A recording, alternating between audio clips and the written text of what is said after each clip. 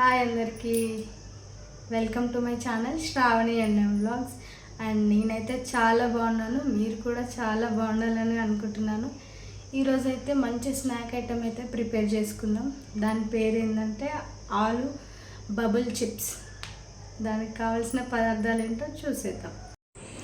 ఈ రెసిపీకి నేనైతే 3 ఆలుగడ్డలు తీసుకున్నాను. తర్వాత ఉప్పు, కారం, పసుపు, కార్న్ఫ్లోర్, శనగపిండి అండ్ బియ్యపిండి తీసుకున్నాను. అండ్ తర్వాత ఒక గిన్నె తీసుకొని అందులో కొన్ని నీళ్ళు పోసుకొని మనం తీసుకున్న ఆలుగడ్డల్ని హాఫ్గా కట్ చేసుకొని అవి మునిగేంత వరకు నీళ్ళు వేసుకొని మంచిగా ఉడకబెట్టుకోవాలి.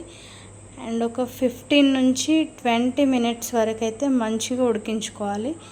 అండ్ మనం చేతితో మెదిపితే సాఫ్ట్ అయిపోవాలి ఆలుగడ్డ, అంతవరకు మనం ఉడికించుకోవాలి.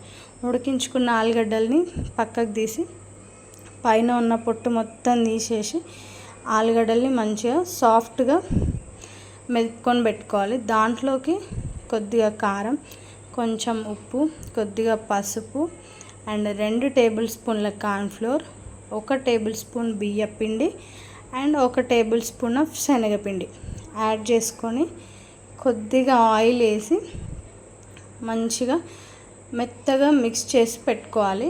అండ్ మధ్య మధ్యలో కొన్ని వాటర్ కూడా వేసుకుంటూ మిక్స్ చేసుకుంటే ఇంకొంచెం సాఫ్ట్గా మెత్తగా అవుతుంది. అండ్ ఇట్లా మనం చేసుకున్న దాన్ని ఒక 10 to 15 మినిట్స్ అయితే రెస్ట్ ఇవ్వండి. ఇచ్చిన తర్వాత పొయ్యి పైన అయితే ఒక కడాయి పెట్టుకొని డీప్ ఫ్రైకి ఆయిల్ అయితే వేడి చేసుకోండి.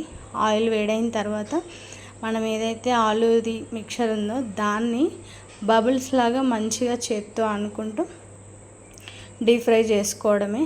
అండ్ అన్నీ అట్లాగే వేసుకోండి. అండ్ ఇవి గోల్డెన్ రెడ్ కలర్ వచ్చేంత వరకు వేయించుకోండి. వేయించుకున్న వాటిని పక్కన తీసుకొని అండ్ అన్నీ అట్లాగే వేసేసుకోండి. అండ్ దీన్ని డైరెక్ట్గా ఇట్లా తిన్నా చాలా బాగుంటాయి. అండ్ లేదు అంటే దీనికి కాంబినేషన్ వచ్చేసి కొద్దిగా టమాటో సాస్ కానీ చిల్లీ సాస్ కానీ తినే వాళ్ళు ఉంటే అట్లా యాడ్ చేసుకొని తింటే ఇంకొంచెం టేస్ట్ అయితే బాగుంటుంది. అండ్ అన్నీ గోల్డెన్ రెడ్ కలర్ బ్రౌన్ వచ్చేంత వరకు వేయించుకొని పక్కకు తీసేసుకోండి, అంతే.